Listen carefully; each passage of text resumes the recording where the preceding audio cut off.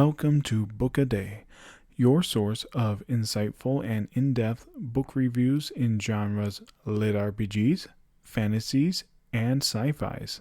As an avid reader and a lover of all things literary, I am excited to share my thoughts and opinions on the latest and greatest books with you. From epic adventures to fantastical worlds, we will explore the most exciting aspects of the stories we love. So sit back, relax, and join me in a literary journey as we dive into the worlds created by our favorite authors. Today we will be discussing Unsouled, Book 1 of the Cradle series by Will White. So let's get started with the review. The first thing I would like to point out about this series is it is a wuxia. These are Chinese epics that are usually focused around the martial arts world, but I personally like to call them cultivator series.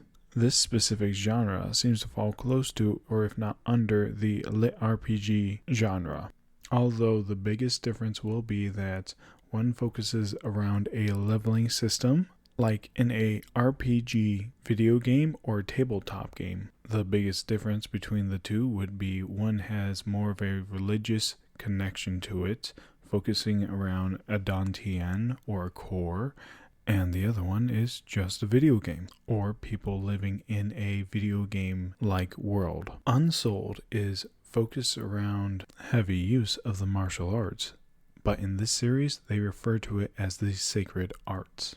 Instead of using mana, they use madra. With this madra, they can control and manipulate the elements around them to a point and use them as simple enforcements to their bodies or light strikes from their hands. In fact, it seems like there isn't any limit to what you can and cannot do with the madra as long as you can put an idea or a concept to it. Our story follows Wei Shi Linden, a young man of 15 years old. In this society, he is considered something of a cripple and an outcast due to the fact that during his early childhood assigning, the elders of his clan believed he had no attributes to offer to the clan, like a striker, which is a class that deals damage using madra. They will focus their madra into different portions or different attack patterns and have it manifest in order to strike down their opponent. Or a soulsmith, a individual that will use madra and remnants, which are manifestations of a deceased individual who had used and cultivated madra before, or a sacred beast or very old living plant, usually focused around trees.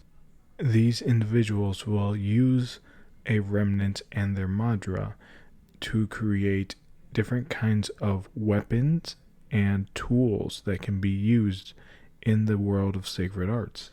This is what Linden was hoping he would become as he would enter into the world of sacred arts in his clan.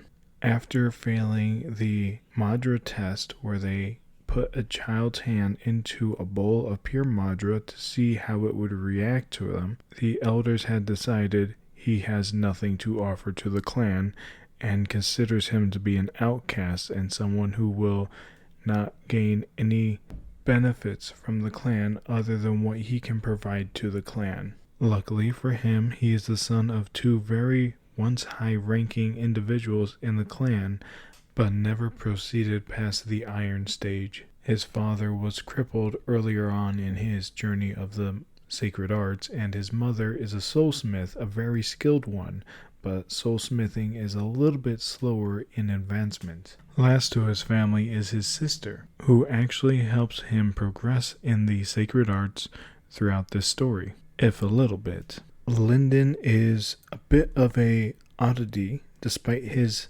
disabilities.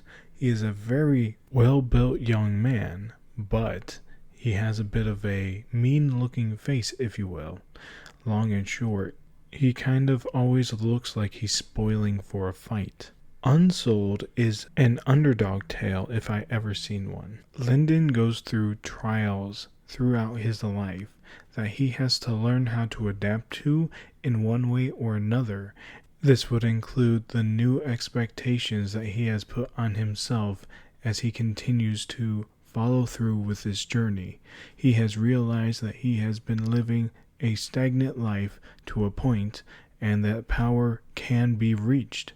We follow Lyndon on a daring journey to see just how far he can progress. And even though growth may be slow, he does meet a lot of unique and fun characters on the way. This isn't a decision he comes across lightly, and he definitely has to push himself to achieve what he has never been able to believe he could achieve in his entire life. Lyndon will go through a lot of trials and tribulations, and he grows from it immensely. He has to learn that the ways of his clan are not necessarily the answers he needs to follow.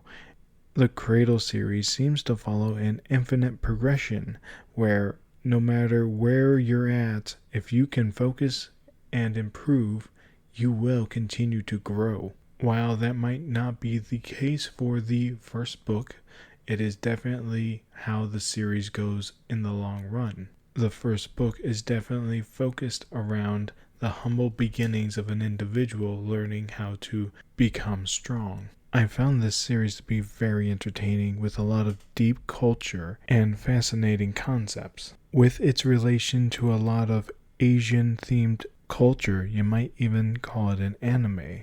It does have a little bit of the anime kind of feel to it, but it doesn't hold up with any traditional anime themes. I personally have found this to be a very fun series, and I would like to give it somewhere around a 4.5. Really good, and it's definitely a good read for young adults, but not intended for a younger audience. There is quite a bit of actual bloodshed and death through combat. The world of sacred arts is not a soft one, and Lyndon will grow to learn that immensely. Okay, well, I think that'll wrap it up for us today. Thank you for joining me on this literary journey today.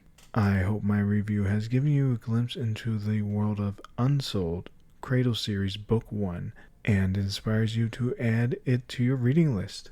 Be sure to tune in next time for another insightful review, and don't forget to hit subscribe and the notification bell so that you never miss a video. Until then, happy reading.